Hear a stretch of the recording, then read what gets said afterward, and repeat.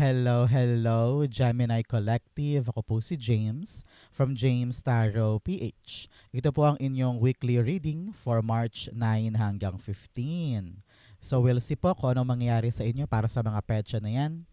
But first, inhale and exhale, Holy Spirit, Spirit Guides. Ibigay natin kay Gemini ang mga mensaheng dapat nilang malaman para sa linggong ito. In your overall energy, meron po kayong the Wheel of Fortune. Beautiful. In the area of what you need to focus on, meron po kayong the Two of Wands. In the area of what you need, meron kang the Empress card. Beautiful. In the area of what's affecting your current energy, meron po kayong the Hermit card. In the area of your near future, meron po kayong the Hierophant. Beautiful.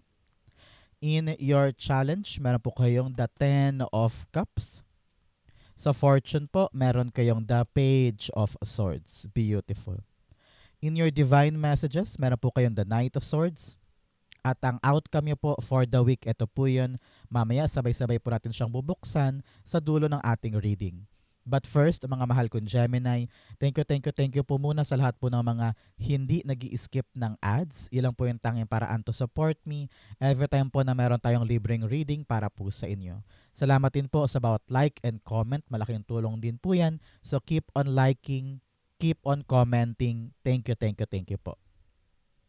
So, in the background of your reading, meron kang the Three of Swords. Napakagandang indikasyon ito para sa iyo, Gemini. Pinapayuhan ka ng iyong spirit guides na bumangon at talaga namang maghilom na from what happened in your past. Whether love life man ito, sa trabaho, sa pangarap o sa career, panahon na para ibangon mo ang sarili mo at kalimutan na yung pain from what happened in the past. Kailangan mong piliin na tumayo, tumulay, dumiretso, humakbang, at huwag mo daw hayaan na yung nakaraan mo ay makapigil sa'yo. Okay? Time na for you to move on and chase new things. Okay? So, kung ano man ang pinagdadaanan mo nito mga nakaraang linggo, nakaraang buwan, kailangan talaga ipagsumikapan mong maghilom at lumarga sa buhay. Paunti-unti, huwag mo din man syempre biglain ang sarili mo, pero dapat handa ka na sa mga pagbabago. Okay? So, ang card mo of the week, meron kang adventure. Adventure is the path to new worlds. Yes, talaga naman tugmang-tugma. Panahon na for you to open yourself to new adventure. Huwag kang matakot na dalihin yung mga lesson from the past, no? Huwag ka nang bitter doon. Time na to move on and really see the exciting new adventure na naghihintay para sa'yo. Okay? Especially here, in your core energy, meron kang the Wheel of Fortune. Si Wheel of Fortune, sinasabi dito na this week is really a destined change para sa'yo. Magabago na yung kapalaran, magabago na yung kwento, magabago na yung sinasapit mo ngayon. Kung nanggaling ka sa bigat, naku naman, very, very lucky energy na ito ngayon.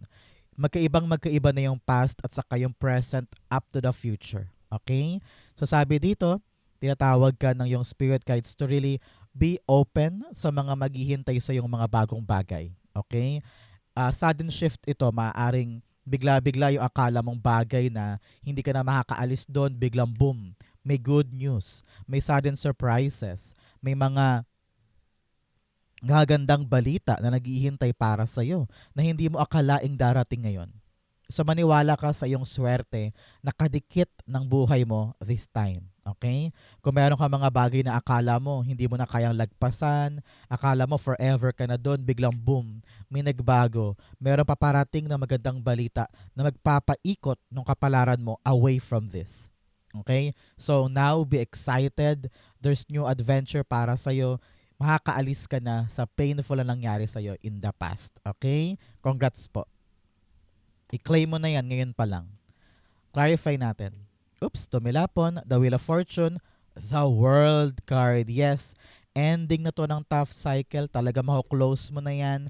I'm seeing here acknowledgement, success, getting that job, getting that promotion. Some of you are traveling, no? Baka babiyahe ka na, lilipat ka ng ibang kumpanya, ibang trabaho, ibang career, or ibang bansa. Pwede rin. Kitang-kita ko dito na ready ka nang kumawala sa nakasanayan or kumawala sa isang comfort zone na akala mo okay ka na doon, pero ngayon nakita mo na meron ka pa palang iaangat. Meron ka pa palang itataas pa, no? So you are now getting ready and very excited on your new portal. Tinan mo naman, dalawang bilog. Talaga napakaswerte. Very, very powerful. Things are turning up in your favor. Kaya kung ano naman tong tatapusin mo, ma-excite ka dahil may bagong simula na alam mo yun, gilas or ganda ng takbo ng buhay moving forward. Very exciting ito, kaya yakapin mong mabuti. Okay? So Gemini, ano ba tong napakaswerteng new energy na gusto mong makuha, gusto mong makamit? I-manifest mo na yan sa baba, i-comment mo na yan, and it will happen for you. Congrats po. Okay? Napakaswerte mo today. Talaga namang accomplishment and success is coming for you. Congrats po. In the area of what you need to focus on, meron po kayong the Two of Wands. Si Two of Wands, sinasabi dito, magplanong mabuti.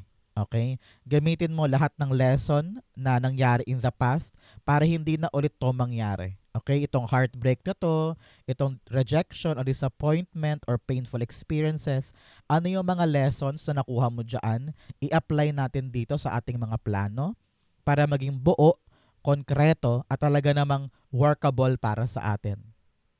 Kung talagang natuto ka na from the past, Gemini, alam mo na kung ano yung mga dapat iwasan, alam mo na kung ano yung mga dapat itama at mga dapat i-improve sa sarili mo at sa gagawin mo.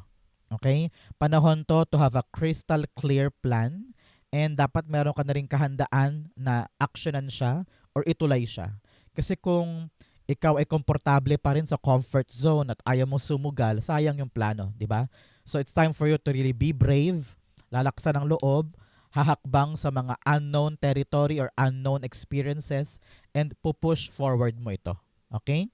Pero ngayon pinapayuhan ka, pagplanuhang mabuti. Kung ano naman tong new era or new world or new plan na balak mong pasukin, dapat talaga meticuloso ang plano. Okay? Two of Wands, clarify natin. So Gemini, ano pong birthday nyo today? Ikaw ba May Gemini or June Gemini? Comment down below po. Ano pong birthday ninyo? What are your plans pagdating ng birthday ninyo sometime? Malapit na Mayo and June, di ba? So, ano pong mga plano and what is your birthday? Okay? Two of Wands. The Ten of Swords. Really, ready ka na daw talagang bumangon, makawala sa mahirap na aspeto ng buhay mo. Alam ko, feeling mo talaga namang dumausdos ka talaga eh. Talagang bumagsak ka eh, or nagdusak ka doon sa isang kalbaryo na yon, nag-struggle ka talaga. So ngayon, ang nasa isip mo lang talaga makabangon, makabawi, makawala sa lugmok, makawala sa hirap, makawala sa bigat, at saka sa pasakit. Kaya sabi dito bilang payo sa'yo, mag-focus ka sa pinaka magandang planong kaya mong gawin. Kailangan to workable, doable, ha? Kailangan to ay practical para talagang kayang-kaya mo hakbangan at maging madali sa iyong tumulay. Okay? But most definitely, pinapayuhan ka na. Bangon na tayo. Wala tayong ibang choice kundi ibangon ang sarili at mag-move forward kung talagang gusto nating makaalis na sa ating struggles. Okay? In what you need, meron kang the Empress card. Sabi dito, Gemini, what you need is to prioritize yourself. Okay? Marami kang inaalagaan sa buhay mo. Maaring trabaho, negosyo, pamilya, mga bills, mga anak, no? Ang dami-dami mong inaalagaan and you're always striving para ito'y lumago, maging abundant, maging maayos, maging permanente at saka stable. Ano? Pero in the process, sinasabihan ka na alagaan mo naman ang sarili mo. Okay? Siguro marami sa inyo kulang sa tulog o kaya kapag sumusweldo, hindi binibigyan ng reward ang sarili, laging binibigay sa iba. So, paano ka naman? Sabi dito, kapag okay ka, if you could just rebuild yourself again, kayang-kaya mong panghawakan ng madali yung mga bagay sa paligid mo. Nanggaling ka na sa heartbreak, sa pain, sa sorrow, sa pagkadurog ng puso. Kaya importanteng linangin mo ngayon ang iyong sarili. Mahalin mo ang sarili mo, ibangon mo ang sarili mo. Self-love, self-care is very essential this time. Okay? Importante yan for you. The Empress card, number 3. Kung special po sa inyo on number 3 or especially with 3 here, pinapayuhan ka talaga na talagang pray more sa iyong mga ancestors kasi ginagabayan ka nila, no? Kahit na nasa kabilang buhay na yung mga kamag-anak mo, ginagabayan ka pa rin ngayon. So, mamaya magtirik ka ng kandila o kaya mag-pray ka bilang pasasalamat sa kanilang tulong, gabay at protection. Okay? Empress card. Oh, 3 din. 3 of Pentacles. 333. Talaga namang you are loved and guided by your ancestors. So, congrats. You are blessed. So, time na to for you to pumikit and thank them. Thank you, ancestors, for the protection. Okay? So, the 3 of Pentacles, sinasabi dito na minsan, yung mga bagay na inaalagaan mo, kaya mo daw magtiwala sa iba Ipasa mo sa ibang tao, nakatiwa-tiwala yung mga ginagawa mo. You cannot do this on your own Okay? So, kapag lahat kasi ginagawa mo mag-isa, nauupos ka, napapagod ka, nababurn out ka, and lalo ka nahihirapan. So, minsan, magtiwala ka rin daw sa iba na, sige, gawin nyo na yan, tapusin nyo na yan, para may time ka rin for yourself. No? Hindi lahat to kinakaya mo mag-isa. Merong ibang taong reliable, may mga taong maaasahan na pwedeng tumuloy ng mga ginagawa mo o pwedeng maging kaakibat mo or katulong mo or kasanggang dikit mo para ito'y magawa. Okay? Make time for yourself this time, especially this week. Okay?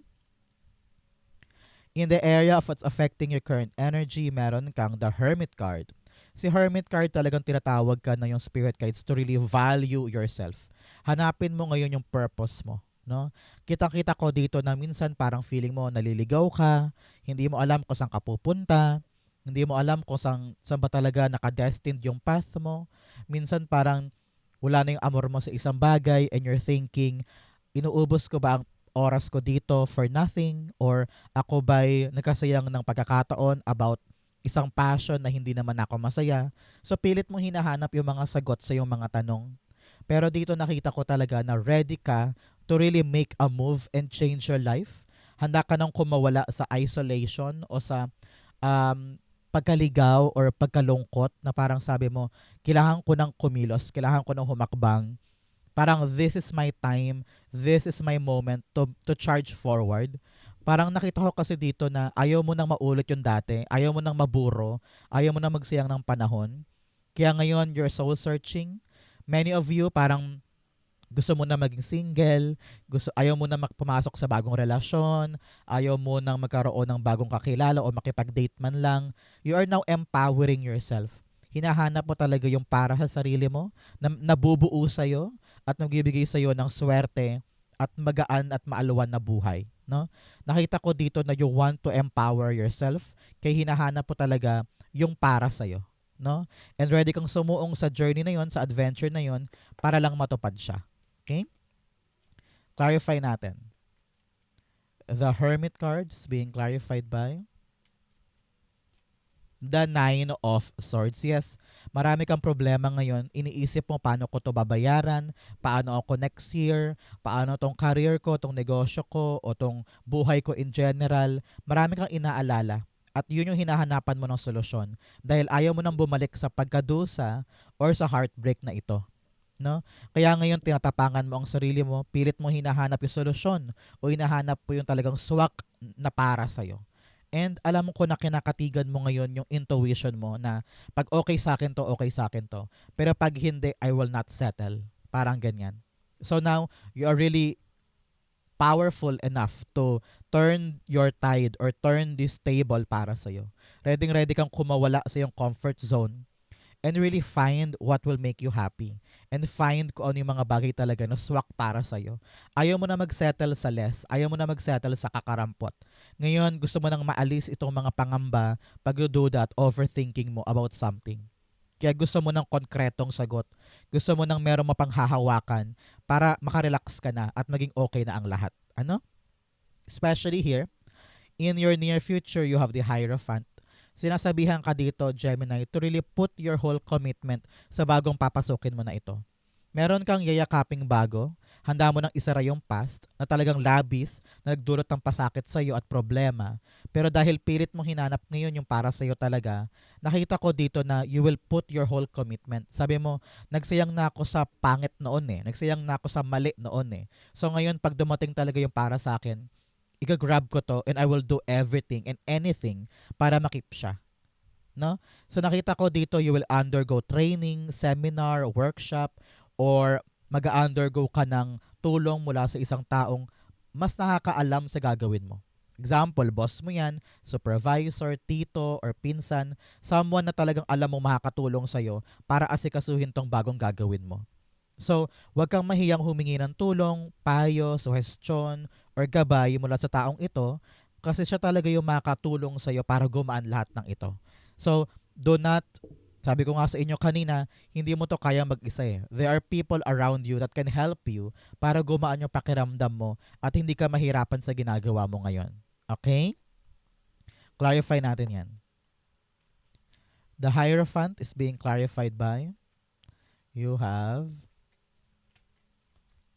the Ace of Wands. Yes, pagdating sa mga inspired action mo, meron kang mga bagay na gustong simulan, gustong itrabahuhin, gustong ma-accomplish, at very, very excited ka doon. Sabi mo, sige, gagawin ko to, pangarap ko to, mukhang possible, mukhang promising, kayang-kaya ko tong itulay. Pero sabi dito, kailangan palawakin muna natin ang ating isip, no? Higher knowledge, broader mind, matalas na isip, malawak na pangunawa, para kung ano man tong plano mo, magkaroon ng konkretong outcome. Kaya importante, Gemini, hindi ka lang nagre-rely sa sarili mong isip or sa sarili mong judgment. You need someone na talagang matalino, magaling, mahusay, na magpapayo sa'yo para kung ano man tong pinaplano mo, magkaroon ng magandang andar. Okay? So, huwag kang mahiyang magtanong, huwag kang mahiyang humingi ng suggestion or advice because this person ang magpapalawak ng idea at magiging konkreto na matibay yung pundasyon nitong planong ito. Okay? So, good for you. Congrats po. Talagang new life, new beginning. Gawin mo lang yung tama, gawin mo lang yung payo sa'yo. Naku naman, talaga namang successful ito for you. Okay? In your challenge, meron kang Shadow Blossom and Find Wholeness. Sabi dito, lahat ng pinagdaanan mo, lahat ng sakit, pain, sorrow, pagkadusa, nakatulong yan para sa pagiging matatag mo this time. Tingnan mo tong rose na to. Kahit gaano kasalat yung tubig sa lupa, kahit gaano karami yung tinik, pero talagang namukadkad pa rin yung rose na sobrang ganda. So, ganoon ka din. Huwag mong kalimutan lahat ng pinagdaanan mong masakit at mahirap. Nakatulong yan sa kung sino ka ngayon at kung gaano ka katibay ngayon. Okay? So, find your wholeness. Accept it. Lahat ng pangit, lahat ng mali, lahat ng kabulukan, lahat ng sinapit mong talagang masakit, tanggapin mo lahat ng yan. Because parte yan ng pagkatao mo ngayon at kung sino ka ngayon. Kapag tinanggap mo kung sino ka, doon papasok yung katahimikan, katiwasayan, inner peace, and payapang buhay. Okay? Good for you. In your challenge, meron kang the 10 of Cups. Sabi dito, Gemini, kailangan talaga natin this week lagpasan yung mga problema from the past. Learn to ignore them. Learn to, alam mo yun, magkaroon ng kapayapaan sa manangyaring yun. Sabi rin dito, panatilihin mo this week ang payapang relasyon sa pamilya, sa mga kapatid, sa mga anak, o kaya sa mga magulang, no? Hindi ito ang linggo para mag-away-away or magkaroon ng sigalot or magkaroon ng hindi pagkakaunawaan. Importante dito, tulong-tulong kayo, magkaroon ka ng mahabang pasensya, magkaroon ka ng mahabang pangunawa. Kung meron kang pinagdadaanan, meron din sila for sure. Kaya it's all about empathy and love and trust. Mas pagtuunan daw ng pansin ang relasyon kesa maging tama, kesa maging righteous, no? Importante dito ang ugnayan na dapat mong i-prioritize, okay?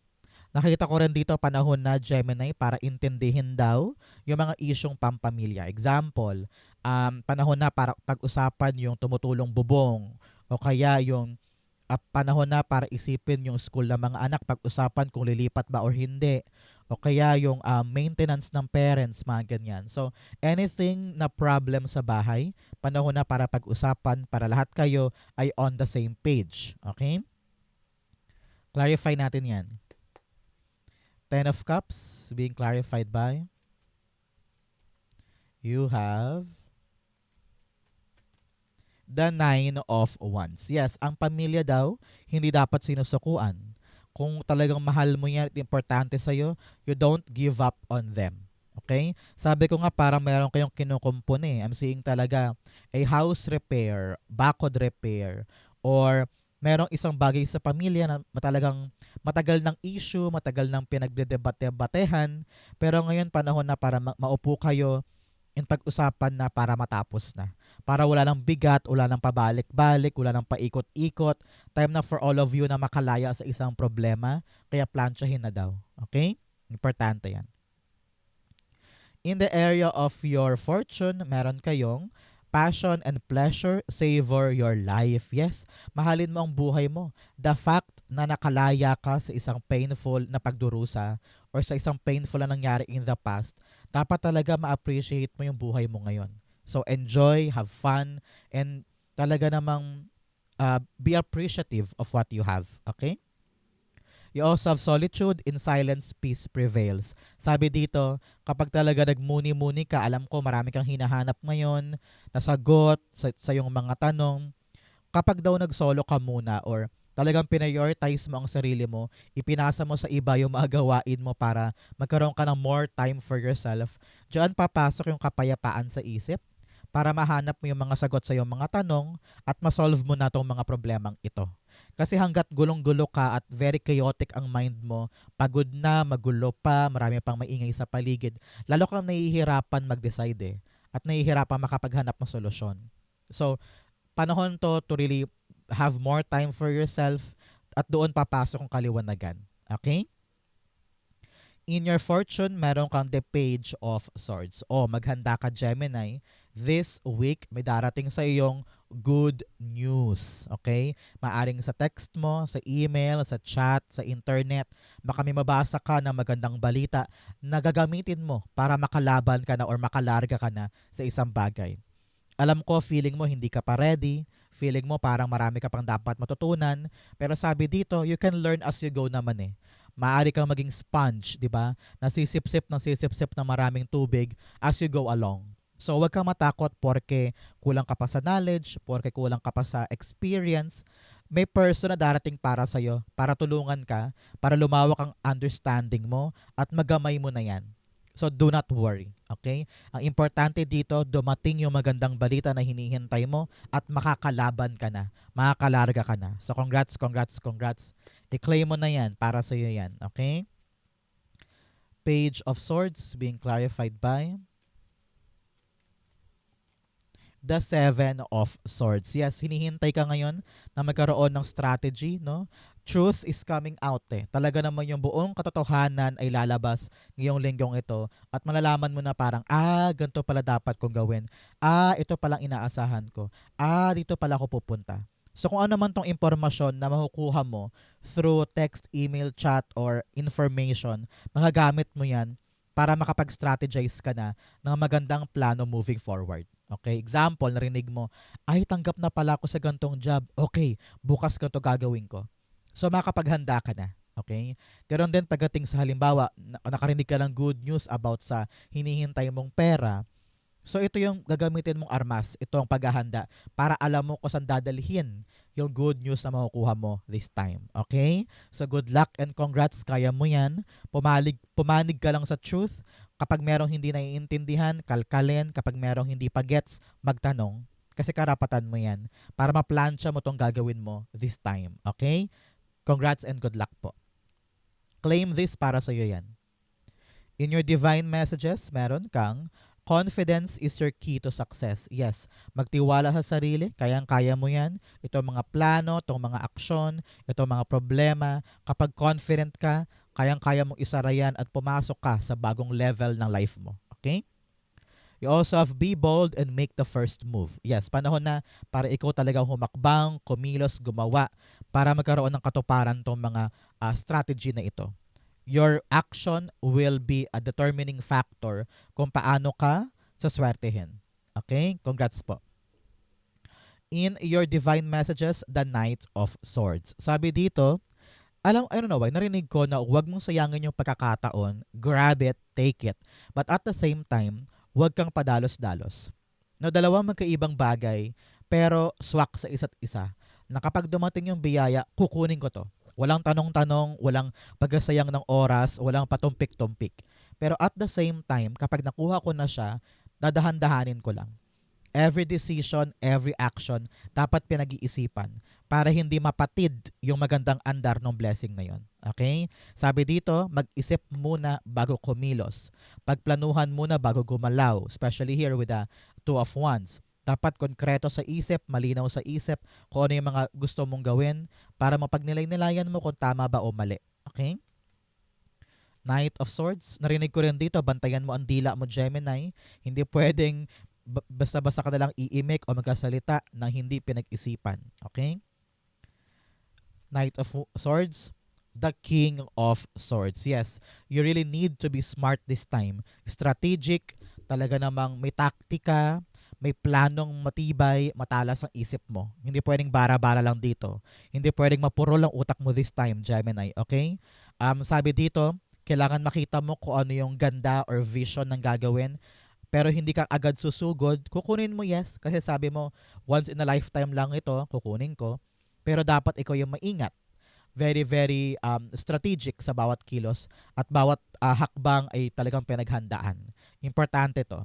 And your commitment here is being tested. Kailangan talaga papanindigan mo ito para magkaroon ng magandang bunga. Okay? Ang outcome mo yan, but first bigyan mo na kita ng fortune cards. Meron kang August. O mga Gemini, meron ba kayong special occasion pag August? Halimbawa, birthday ni kapatid, birthday ng magulang, or anniversary. Kung meron po, ibig sabihin this reading is for you. Pero kung wala naman po, meron daw po kayong milestone sa buwan ng Agosto. You also have clouds, temporary problems. Yes, yung mga pinagdadaanan mo ngayon, temporary lang yan. Kayang-kaya mo yung labanan, kayang-kaya mo yung ipanalo. Kaya relax ka lang. Okay?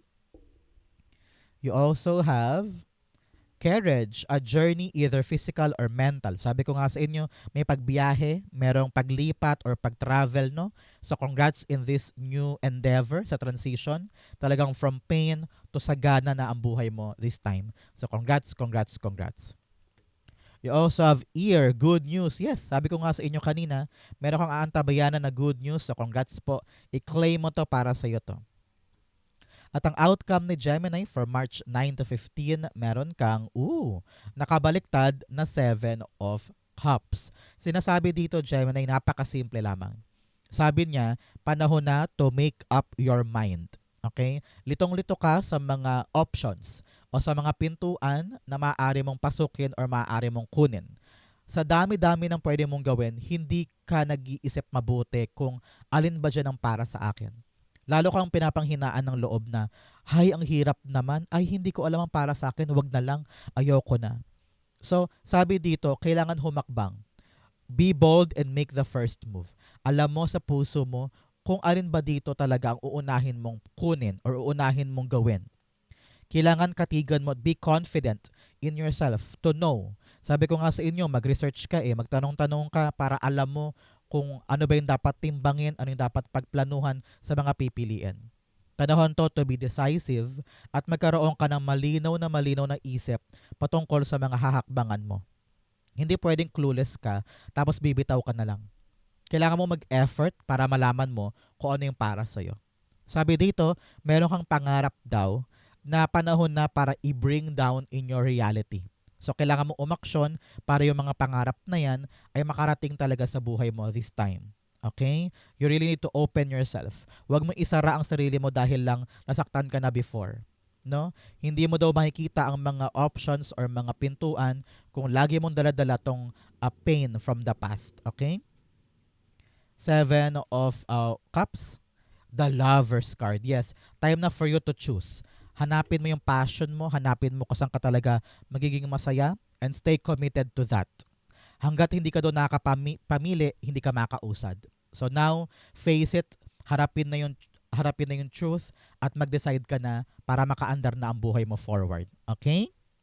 So Gemini, yan po ang inyong March 9 to 15. Saan po kayo naka-resonate? Comment down below. Babasahin ko po yan. Thank you Holy Spirit, Spirit Guides for the clarity and messages na dapat malaman ng mga Gemini today. Thank you po for watching hanggang dulo. I love you. This has been James or James Taro PH. God bless everybody.